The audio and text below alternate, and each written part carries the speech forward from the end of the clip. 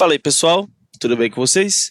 Bom, na nossa aula de hoje a gente vai falar aí sobre gravitação, galera, um tema muito legal, não tão complexo assim, mas um tema muito bacana porque ele tem a parte histórica e tem a parte matemática da coisa. Então, vem comigo, ó.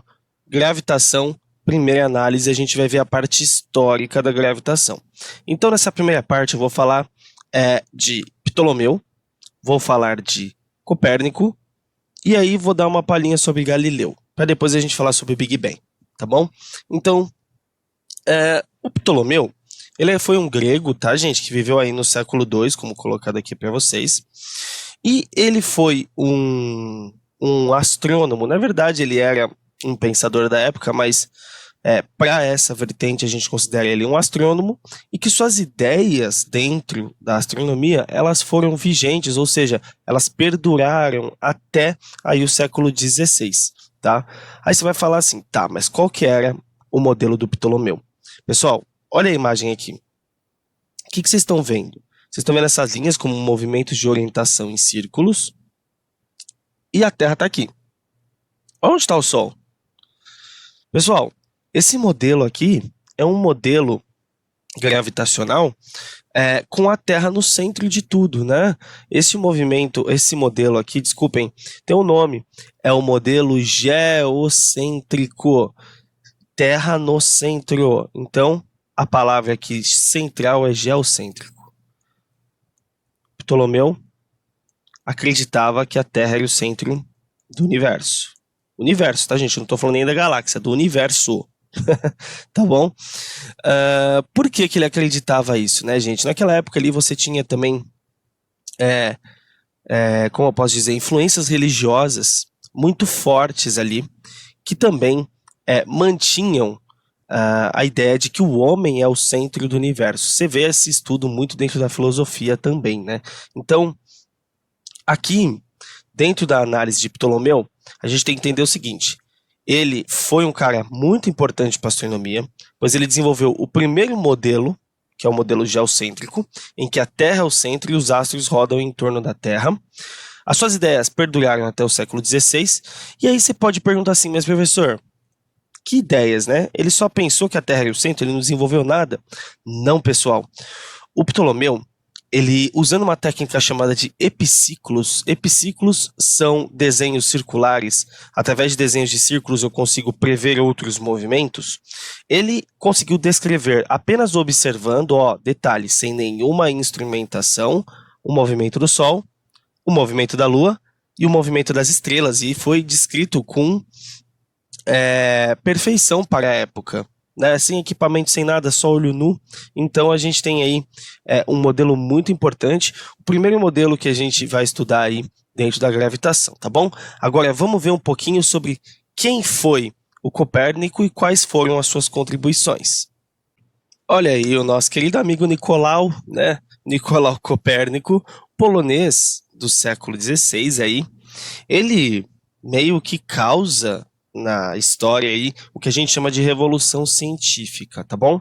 Pessoal, toda vez que a gente fala de revolução científica, a gente tem aí uma quebra de um paradigma dentro da ciência, né? Um paradigma ali, um ponto da ciência muito bem já estabelecido, né? Um modelo muito bem estabelecido, como eu disse. O modelo do Ptolomeu, ele vem do século II até o século XVI.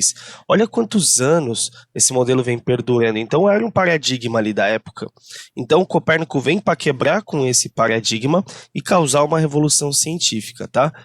Através de observações, o Copérnico ele propôs aí o outro modelo, né? O modelo utilizado por nós hoje. Claro, hoje a gente usa com muito mais certeza nos dados, né, galera? Mas o Copérnico ele teve aí um papel fundamental, pois ele desenvolve o modelo heliocêntrico. Heliocêntrico, ou seja, o Sol no centro, né? Não mais a Terra.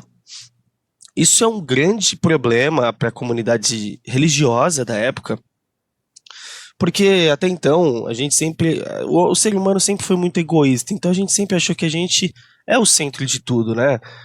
que a gente é importante.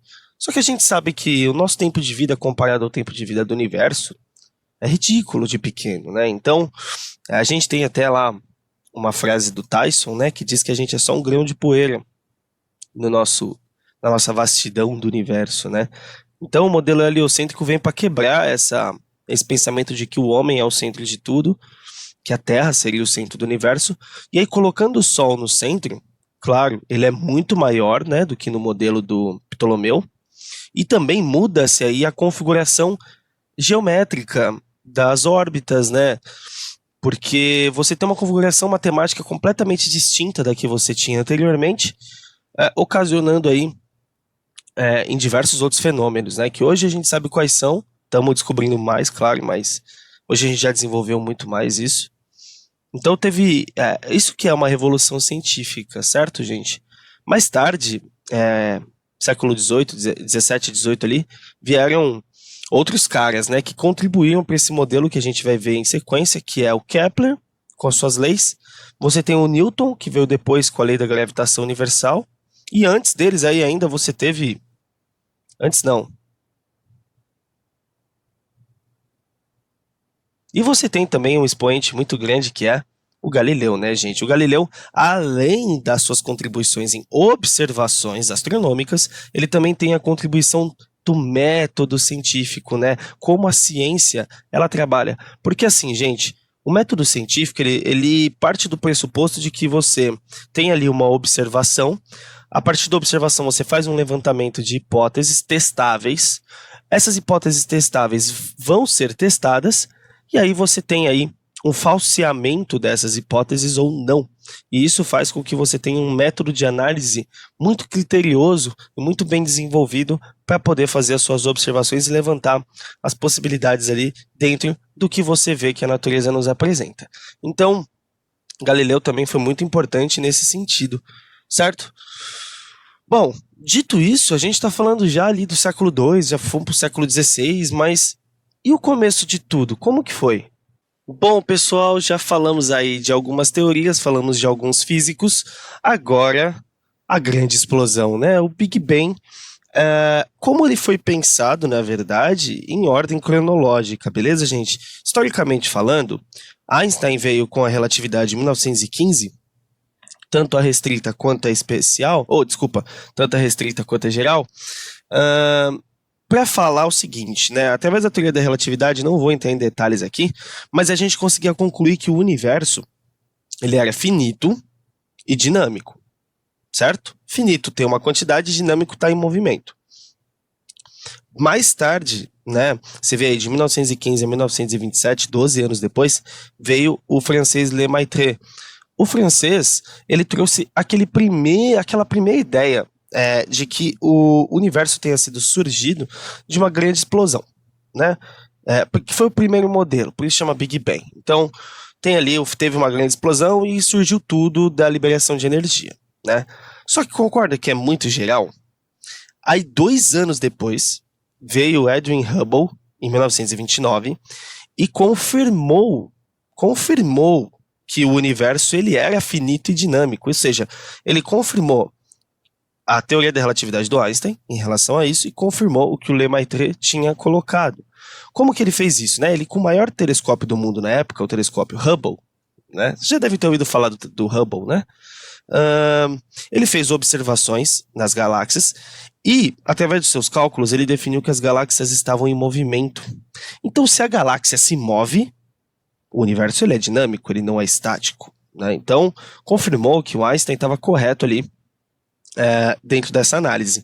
Só que ele percebeu também que com essa movimentação das galáxias, elas emitiam luz e pelas galáxias estarem em movimento, a luz ela sofre um efeito, assim como sofre o som, o efeito Doppler, só que na luz, que causa um nome dado que é o efeito redshift.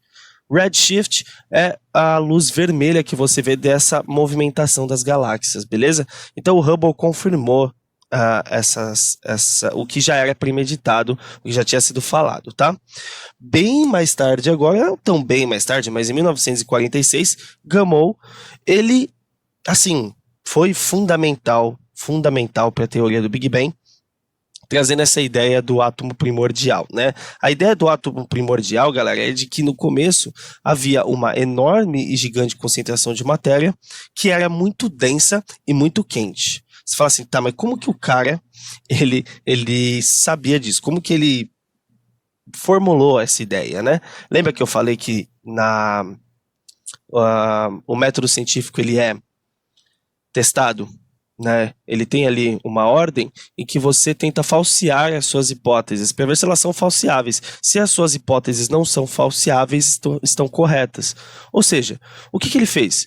Ele falou assim, ó, a minha hipótese é de que era denso e quente, beleza? Agora, como que eu faço com que ela não seja falseável, que as pessoas não consigam dizer o contrário? Simples, eu vou tentar detectar essas características. E ele detectou. Em 1965, ele detectou o que a gente chama de radiação cósmica de fundo. Uma radiação cósmica de fundo nada mais é do que uma enorme energia, tá? E essa energia, ela foi captada do início do universo. Então, foi captada essa energia e foi visto que ela foi lançada lá no início do universo. Então, sim, o universo era denso e quente e teve uma grande explosão que liberou essa grande, enorme energia aí, que deu origem ao que a gente conhece, inclusive ao tempo, a nossa noção de tempo. Então, essa teoria do Big Bang foi aperfeiçoada, tá bom, gente? De diversas formas, até chegar ao que a gente entende como foi o início de tudo hoje. O que aconteceu antes do início, a gente não sabe, tá bom ainda? Mas estamos em busca dessas respostas aí. Então, com essa introdução histórica em gravitação, a gente vai dar início às nossas leis de Kepler. E as nossas leis de Kepler, elas serão base para a lei da gravitação universal, de Newton, e depois a gente vai dar mais uma olhadinha aí em coisas específicas, por exemplo, velocidade orbital, velocidade de escape, tá legal, gente? Então, essa foi a nossa parte 1, espero que tenha sido proveitoso para vocês, e a gente se vê na próxima aula, tá bom? Ó, beijo!